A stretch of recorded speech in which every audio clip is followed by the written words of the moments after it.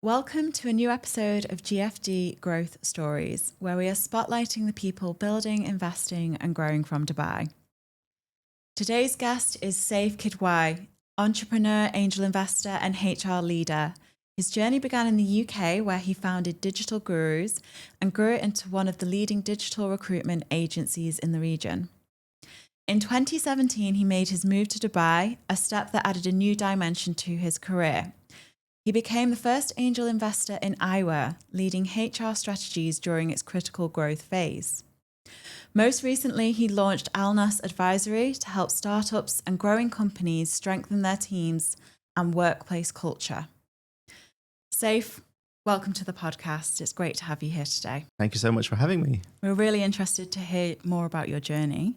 So you started your first business at 23? Yeah, that's right. Was that right out of uni? No, actually. So I started a recruitment business when I was 23. And as everyone who will say they started recruitment, I fell into it. And so straight out of university, I wasn't sure what I wanted to do. When I studied financial economics, I thought, let me do something with money. I think at 18, you don't really have too many people that advise you of what you should do.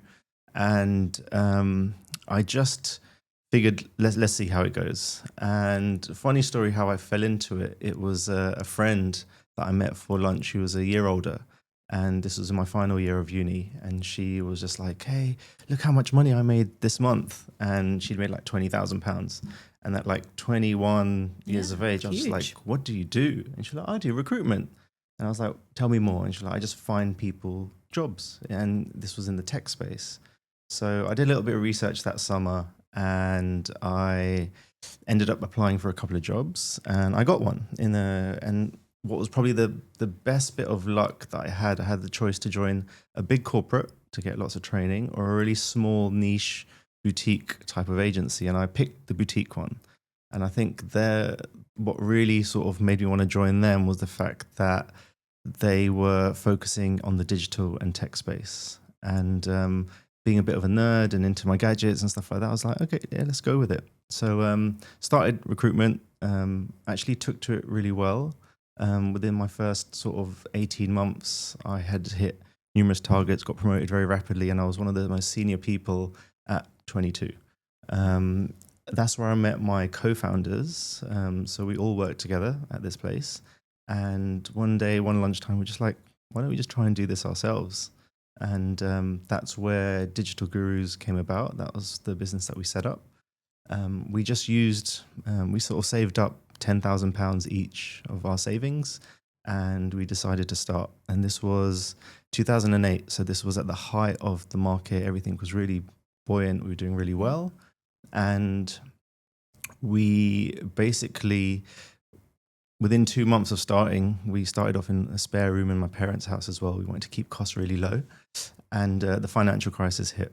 So all of a sudden, like everyone's cutting away at things. Yep. But for us, what was really beneficial, we were in the right space. Tech and digital were the only industry that didn't really feel it. So we were able to really start to scale. So that's where we started to grow the business.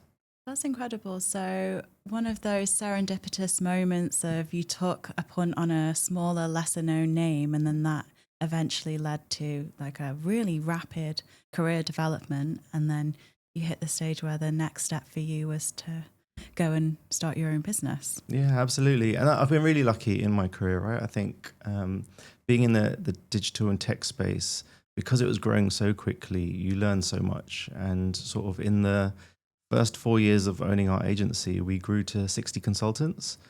We became the largest digital tech recruitment agency in London, which meant we were the biggest in Europe.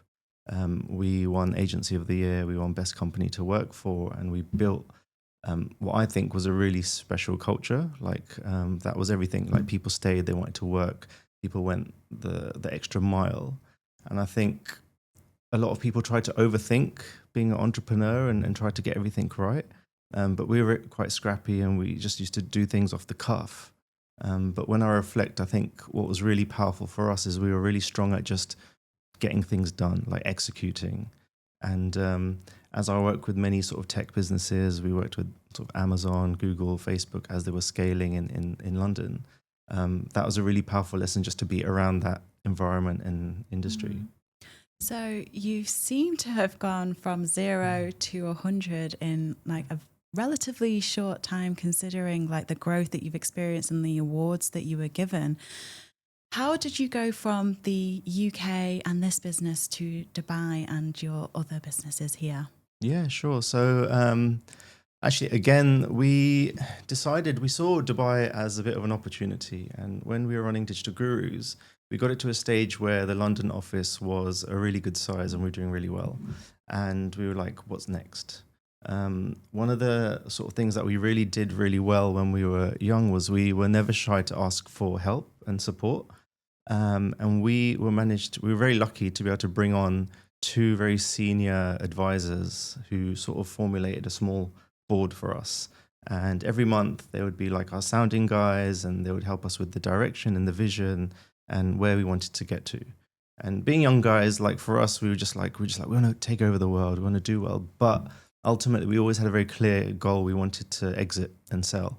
And being self-funded and 100% owned, it was a really sort of ambitious goal that we wanted to do. So our advisors really helped sort of slicken up that process, really sort of put the foundations in place of what we needed to do to get to where we needed to. And part of that journey was international expansion. And so I personally used to love coming to Dubai on the holiday. It was one of the places that was a great escape from London. It had the culture, the food, the safety, the weather, just a beautiful place. Yeah. And I had some family here. So we were like, should we open an office in Dubai? So we ended up opening an office in Dubai, and we did one in Sydney as well at the same time. At that point, neither of the founders decided to move out to manage that office, but we'd put some managers in charge of how things were going. We let that run for a couple of years, and then in 2016, we were approached by a large private equity-backed IT recruitment company who liked what they saw, liked our business, liked us, and they ended up buying the business. So we sold it. So at 31, we had a great exit. They acquired the entire business, which included Dubai and Australia. So we went from 60 consultants to overnight to 250. We went from 3 offices to 8 across the globe. And myself and one of my partners, we ended up joining the board of the larger group. So we were like in our early 30s. They were sort of in their late 50s. So it was they wanted to sort of get into that sort of young blood and the culture and what we sort of built and the energy. So at that point, after selling, there was an opportunity, or we had a really difficult sort of position that we were in. So the Dubai office wasn't doing as well as we had hoped, and with business, like international entity can sometimes be a bit of a distraction if you don't really invest in it properly. So we basically decided between us that one of the founders, if we wanted it to work, one of the founders needed to go out there. Yeah, be hands-on. Be hands-on. And really like just understand the DNA of the business, who we're about, how we hire, and really replicate that. So I put my hand up. I said, I'll go. We're like, yeah, like it's a bad thing. But I was like, I'll go. I had 3 young daughters at the time. So it was a big potential move. Like they were all at school at that time as well. Like it was ranging from sort of 8 to 3 years old. But I was like, let's do it. Let's have this adventure. I was 31. I was like, if I don't leave now, I may never.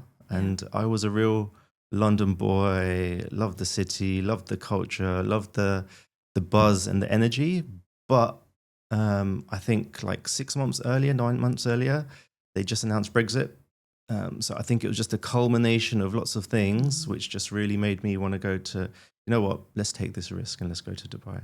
Yeah, let's make that leap. Yeah. It is difficult, especially relocating family, and you've got 3 young children. But I guess it gets to the point of if you don't do it now, you'll never do it. And you've got the opportunity to be hands-on in this office and make it work. So yeah, we completely understand. This is the story of quite a lot of people who take the leap. There's always something holding them a little bit back, but they never regret moving forward and coming to this location.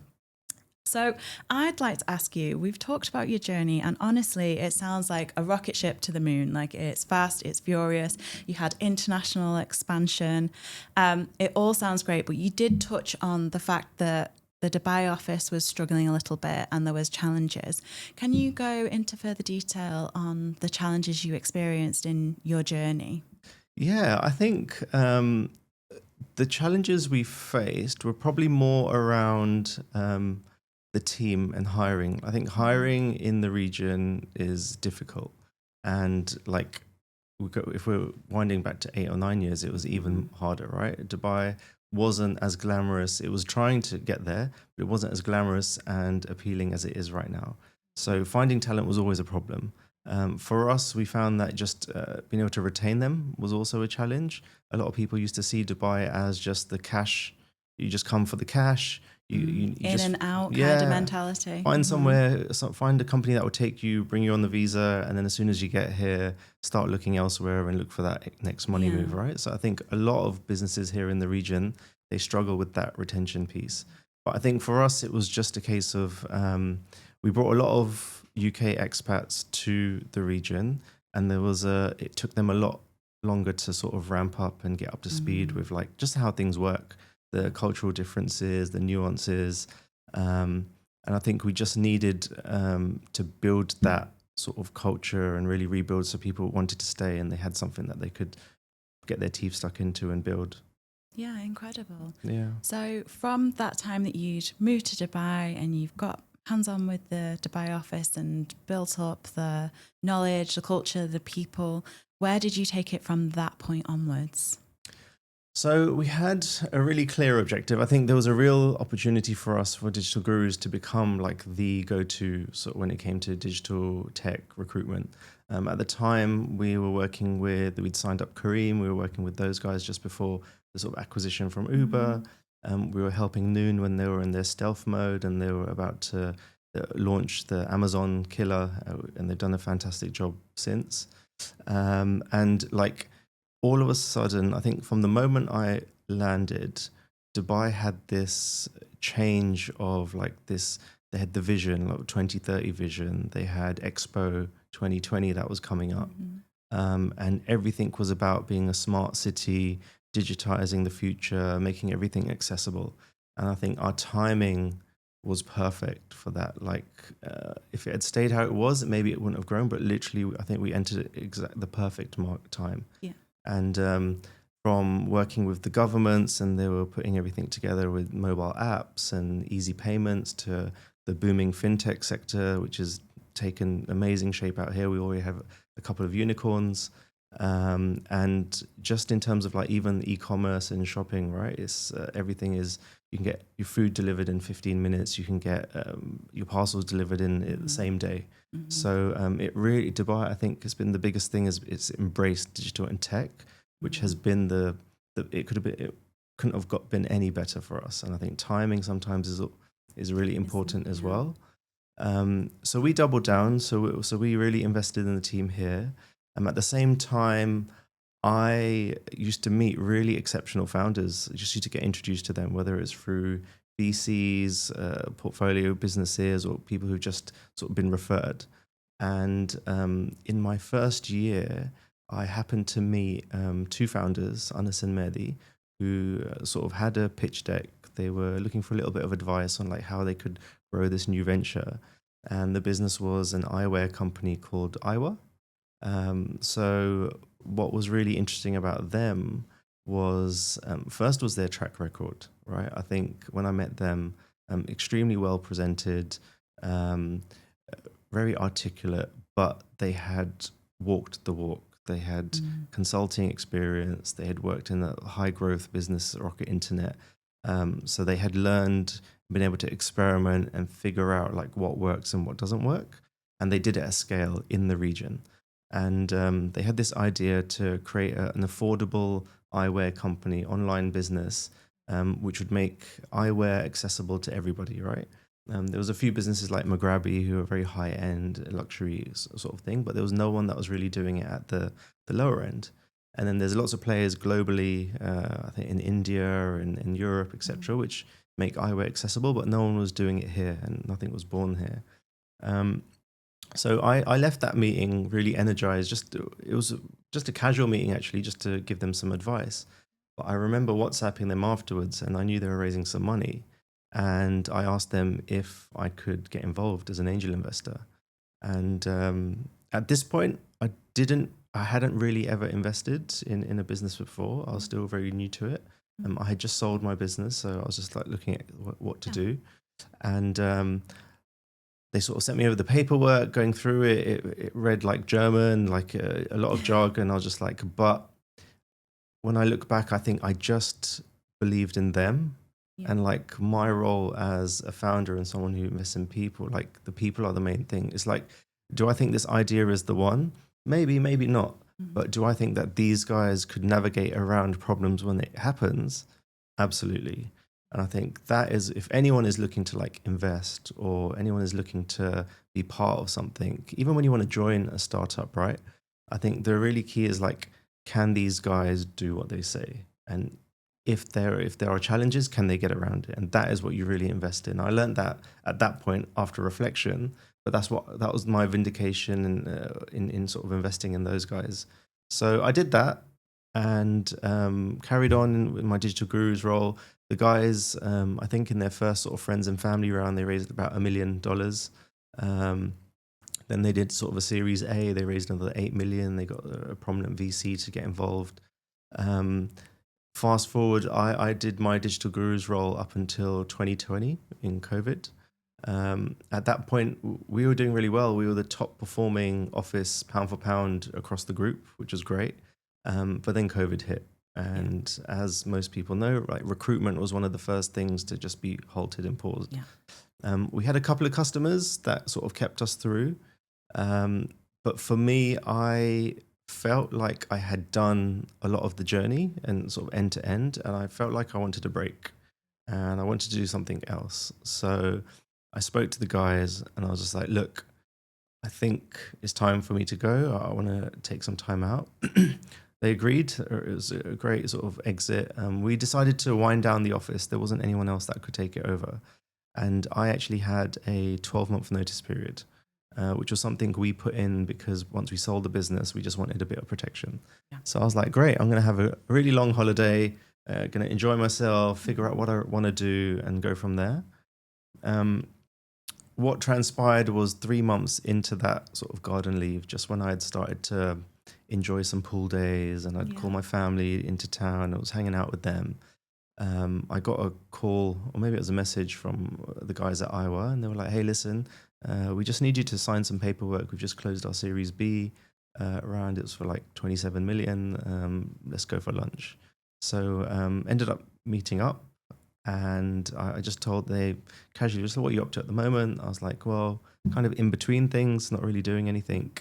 So they were like, why don't you join us as a consultant for a couple of weeks and just look under the covers, see if you can help us out and see what can happen.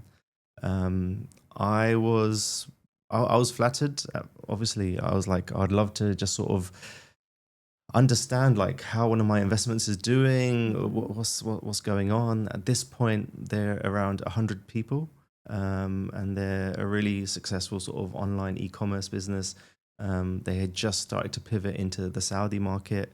They were doing really well with contact lenses for Saudi females and ladies, like sort of their eyes, and changing that was a really, really big market that they tapped into. And they were just in the process of, they just launched their first physical store. Because, with glasses, you always want to try it on and test it and see and go with a friend and figure out, hey, does this look good on me? Yeah. So that sort of happened. So from that lunch, I was like, yeah, sure, let's check it out. From lunch, literally that afternoon, went straight into the office, went into a management team and meeting, and we just sort of kicked things off and started to plan like what the future could look like. I think from there, like within sort of maybe a week or two, the guys sort of came to me and they were like, look, is there any way we can make this maybe more full-time? And I was like, I'm not sure. Like, I don't know what my future plans are, but at least whilst I have my notice period, sort of my garden leave, maybe we could do something. So we agreed and we managed to do that. And sort of those initial 6 weeks turned into nearly 2.5 years. I ended up becoming their chief people officer. We we hired more than 1,000 people in that period of time. We scaled Saudi maybe to sort of 600 people. We opened up 80 stores in that time as well, which is insane. I don't think there's any retail business or brand that has opened so many stores in such a short space of time. Yeah, it was amazing, like phenomenal. And it was such a great experience for me to be on the other side of the fence. So often I'd been the external advisor. This time I was inside. The decisions really mattered, working very closely with the management team, figuring out sort of the people challenges. And like what was really important for me was that we were able to build a truly exceptional culture where people wanted to work and people also wanted to stay. So that was like that was my number one objective. I really wanted to put the human back into that business.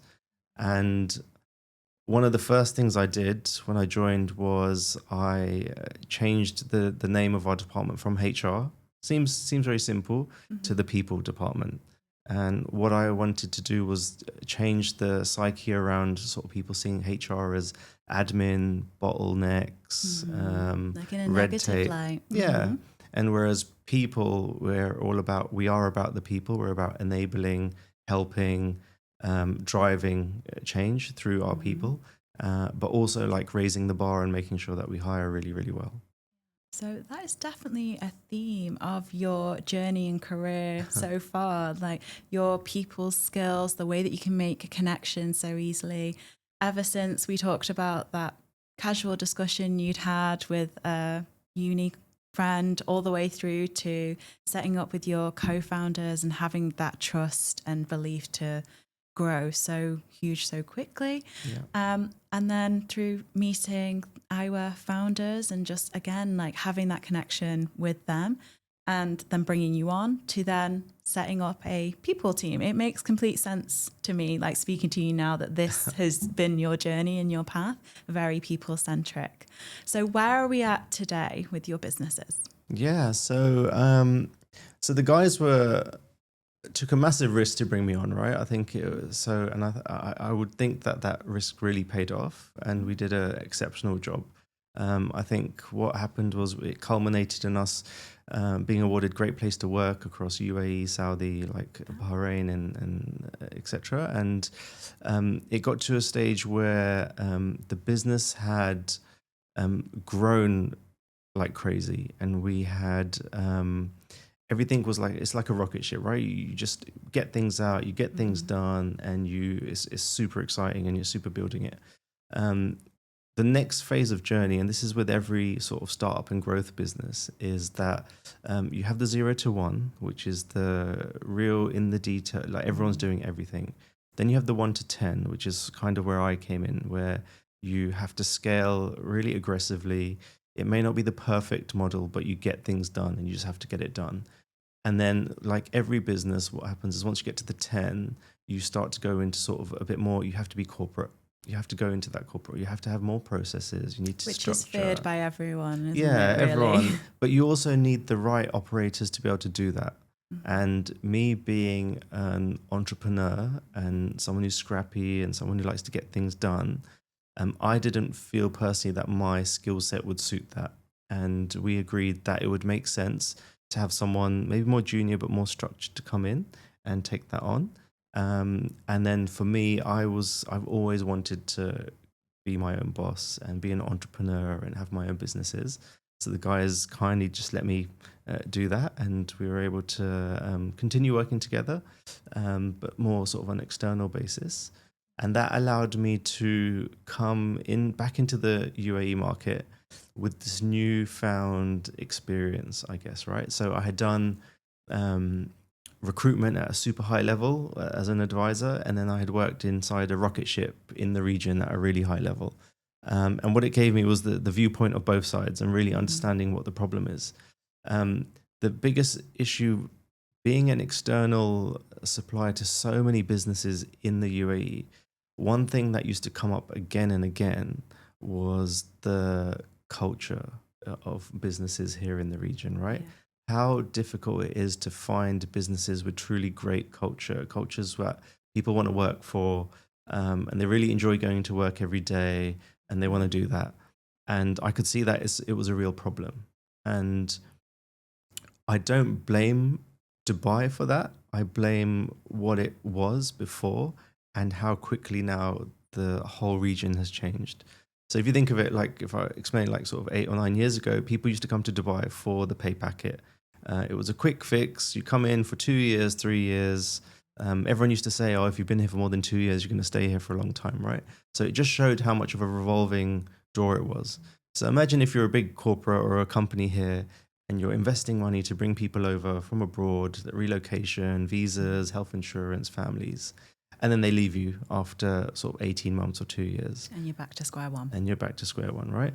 What happens is, as a business, then you start to think, okay, well, if this is how things are going to be, we should treat employees like that as well, right? In that sort of mercenary, like they're mercenaries, like they're disposable.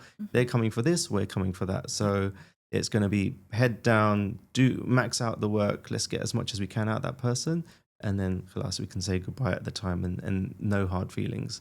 So I think this is where the business landscape really went to. Also, what really affected it was the fact that Dubai is such a melting pot of cultures, right? You have people from all different demographics and different countries. And what good looks like to them in their home country, or what communication looks like, or how to work with others, it varies in the standards, from work ethic to environment to everything. So when you have that plus this mindset, it really creates environments that aren't conducive to create like put your best foot forward. But in a short space of time, if you're coming here and you've got a bonus or a target and you need to hit it, fine, and you can do that. What has happened now and since is that Dubai has done an amazing job to create this wonderful city that has made it really, really tempting for people to not want to leave. People come here now and they're like, instead of 2 years, they're like, I'm here for 10, I'm here for 15. And what that changes is that if companies don't change their mindset and they're still treating people as if they're mercenaries, but now these people want to stay here for the next 10 to 15 years, there's a real big disconnect. And this is the problem that I had kind of identified.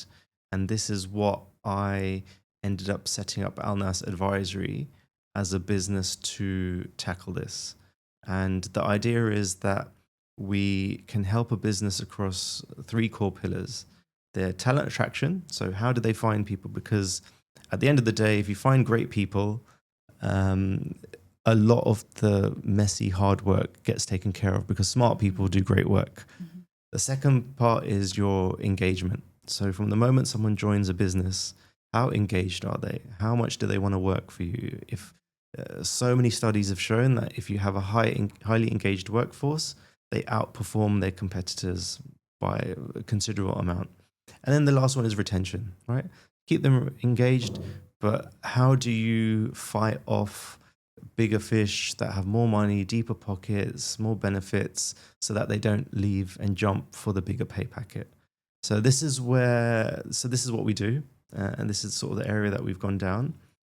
I first started the business as I thought I was just going to be a one-man band, and I would just be a consultant. And I'd go into businesses as a fractional sort of chief people officer, and I would do this role. But I found that there was a lot more work out there. And people, once they realized I was back in the market, they were calling me up, Saif, can you help us? Can you help us? I started to get a lot more recruitment stuff inbound as well, even though I wanted to stay away from that side a bit. But because people knew me for that, just ended up happening that way. And it's part and parcel. Like if you're an entrepreneur and you're having these struggles of finding good people, retaining them, then recruitment does play a part within that. So if we look at that example, you're an entrepreneur and you are excited, you're passionate, you've landed in Dubai, you want to start your business, and you're focused on the revenue, you're focused on the sales, you're focused on achieving certain milestones. You know you need a team to do it. But when it comes to thinking about how you manage that team and how you find that team, You're clueless. So is that the type of candidate that's ideal to come to you and seek your advice at Alnaas Advisory?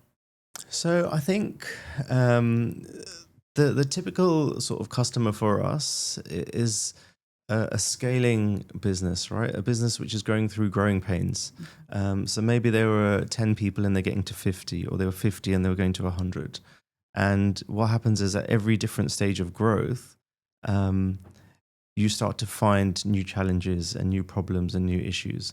I think what it stems from is obviously most businesses under 50 people, you still have a lot of access to the CEO or the founder. Often they're involved in the interview process still, and there's a lot of like passive sort of learning just from being around and absorbing the culture, the vibe, the work ethic, etc. Once you go beyond 50 people, things start to spread. And especially if you have a remote team, or if you have businesses in different countries or offices in different countries, they start to present different challenges. And this is where, this is our sweet spot. And this is where we really try to help, where we try to help companies identify how to raise the bar. Common problems that businesses have is they hold on to negative or bad people for too long. They don't have the processes in place. And what happens when you do that is your good people, when they see you tolerate mediocrity or below par, they start to drop away. So rebuilding performance management and helping sort of manage performance is a really core pillar. Another big one is sort of just making sure that everyone is aligned to the vision and the mission and the values. It's the fundamental, right? Like, why does anyone join a business? They believe in what they want to do and where they want to get to. But then when you're hiring people, if you don't hire them against your core values, then you're making a big mistake as well. And I see it so often. People just rush hiring. They're scaling really quickly just to put bums on seats, and it breaks after 6 to 12 months. Not everyone's rowing in the same direction, are they? Absolutely. And a bad hire is so expensive, right? It's not just a potential recruitment fee or anything. It's all of that lost time and training and learning and a manager's time, which is actually more expensive. Time is more costly than the actual dollars when you get things wrong. No, definitely. So what have you seen in market as some of the biggest challenges, and how has Alnaas Advisory been able to solve those challenges? I think one of the biggest challenges is helping companies with their process and like what they actually need to do. I think a lot of people underestimate how difficult hiring is. And sort of once you hire someone, that journey from day one as well, like even just their onboarding journey, right? Like the horror stories I hear of people turning up on day one, there's no laptop, there's no email ID, they're twiddling their thumbs. Horror stories. Yeah, I think everyone would have that sort of stuff. The horror stories are immense out here, and the key is like, but there's a lot of founders who also just see HR as this admin function, right? Yeah. So for us, the key is working with founders and CEOs who really care about their people, really want to make a difference. Because I think ultimately, if you realize that your people are your biggest USP, this is the difference between success and failure, right? So our biggest challenge is helping businesses identify or prioritize that HR and their people department it's the most important area of the actual business, really, especially if you're scaling. People like to put a lot of emphasis on marketing or finance or sort of BD, but if you don't get the people bit right, everything breaks. It's the foundation, it's the spine. And too many people see it as an afterthought, and we're here to sort of try and change that perception, because ultimately, if you have three companies who have the same product, the one that wins is the one that's going to have the best team. All right. And I think that is, the more we can get that message out there and get people to understand that there's a huge positive ROI on investing within sort of your people team and investing in talent and hiring and doing it properly. That's where the success really is. And I think just to top that off, like I posted on LinkedIn before, but like we work really well with second-time founders.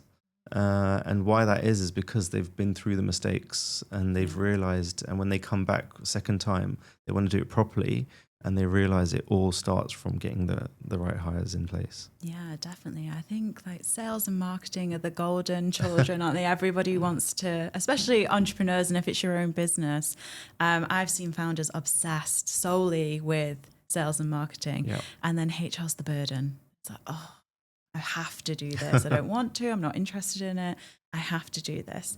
But what so many people don't realize is, especially if you're in a service industry, what makes you stand out is the people that are coming to the table, passionate about the business, speaking to your customers and having that interaction.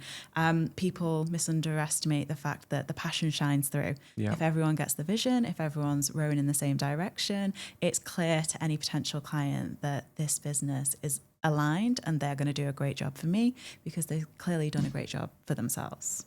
Yeah, absolutely. And I think now is the perfect time for companies to really embrace this sort of area and really perfect how they do their recruitment and how they onboard and how they keep their people, because Dubai is now the place to be. It is the city. Like when I speak to people, I tell them that every sort of 10 years or 5 to 10 years, there's a major city that pops up where everything is happening and all the investment is happening. And this was true of London in sort of the early 2000s, New York before that. And I think Dubai in the last couple of years has really taken advantage of the wider sort of economical and political sort of landscape to really, really embrace and create this sort of haven and safe but extremely sort of inviting for entrepreneurs and people who want to hustle and really make money. This is the place to be. Like I've been telling my friends, like in our WhatsApp groups, like you need to get out here. You need to get out here. I almost feel like they're missing the boat already. Yeah. Like it's got to the stage now. It's super competitive. If you're an entrepreneur and you have a successful business somewhere else in the world, you can definitely recreate that here. If you're just looking for a normal job and you're abroad and you want to get a job, a project manager or a designer, it is very competitive here. The reason being is Dubai is that hub, and the benefit we have, and being a recruiter before, I always used to say we have the whole world to pick from. We can bring anyone from almost anywhere in the world to work here in Dubai. Whereas if you're in London, you can't get visas for people from the Philippines or India or Pakistan. Whereas here, it's friendly for 95% of the world. So competition is rife. What that has done is it's hindered in some people who've been here a little bit longer now. So packages, like from my insight, like actual packages of people are reducing. Sort of wider benefits are also reducing slightly as well. This is because businesses have realized that they just have such a plethora of talent to pick from. And there's a lot more. If you live out here and you have a family and you need school fees or extra visas or flights home and stuff like that, a family of 4 is going to cost a business far more than a single person coming from London or Spain or Germany, right? So this is where the competition has started to really sort of take shape. And I think whilst Dubai was always a great place for people to raise families, it's very expensive as well. So I think people need to do their research. People need to understand that at every different sort of level, there's different ways of sort of coming to Dubai and making the best of it. But there is really, it's also one of those places that you can, if you live within your means and you manage and you become realistic and you don't try to go crazy and keep up with the Joneses and do that, then you can live a great life here.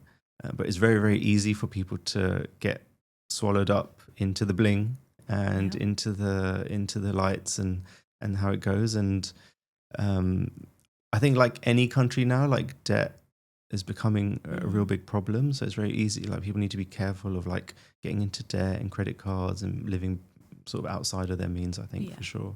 I think you said it, like, be realistic. Yeah. And as we should all know by now, don't take everything you see on Instagram or TikTok or whatever platform at face value, because it's often not the case. Like, budget, plan, and make your move accordingly. Yeah, absolutely. Amazing.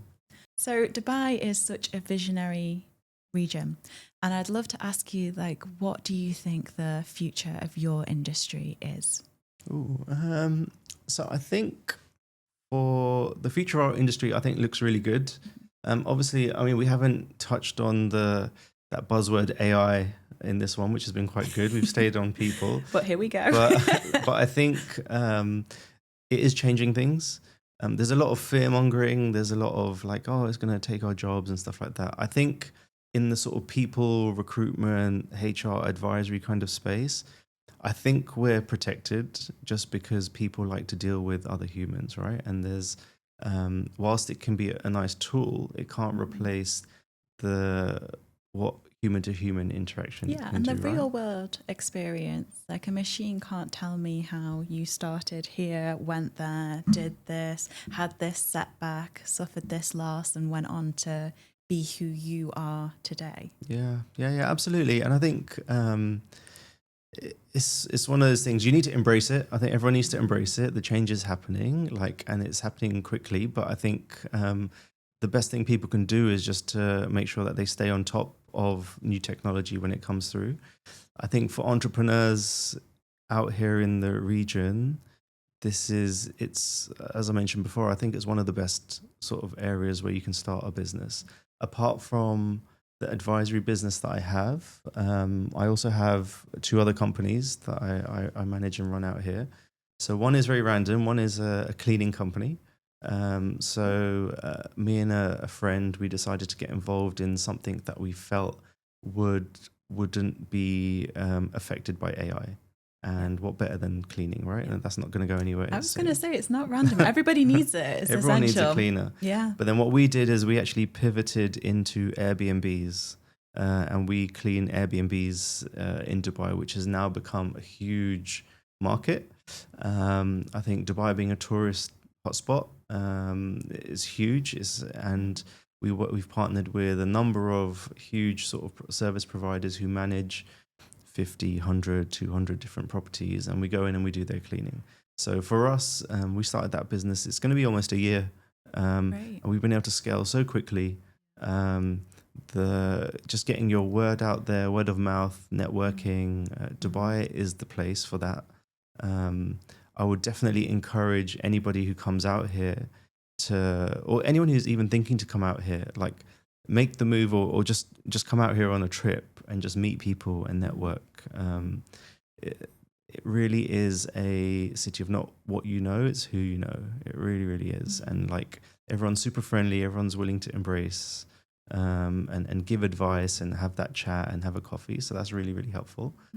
The second business I've set up, which is very recent, is actually in the AI space. So we do AI automations. So we go into businesses that have certain processes that they feel like are quite tedious, and a human does it and it's back and forth. It could be copy paste or going through Excel sheets or something, and go in and do that. So I think for me, like I see this city as a place where anyone that has an idea and wants to do something, they can really turn it into something really successful. I've never really been big on sort of trying to raise money or try to get external. I think I've always been lucky to be able to invest in my own businesses and back it that way. But yeah, I mean, like just to be even setting up a license is so easy. Setting up a freelancer license is very simple in the business, in the country. But I think the advice for most people that I would give is just do your research. It is still an expensive place. If you have a family and you want to move with a family, you definitely have to do your numbers. The calculations. I've made a habit this year to post a lot more regularly on LinkedIn as well, to the point where posting like 4 or 5 times a week, a lot of sort of content has gone viral. But the ones that have gone the most viral are the ones where I've been super transparent on costs. I actually put out my relocation costs when I moved to Dubai, and this was like 8 or 9 years ago. Yeah. And how it nearly cost 100,000 US just in upfront fees. Yeah. No one tells you that you need to pay 6 months of rent upfront, or you need to pay school fees the whole term upfront, or agent fees and this and that.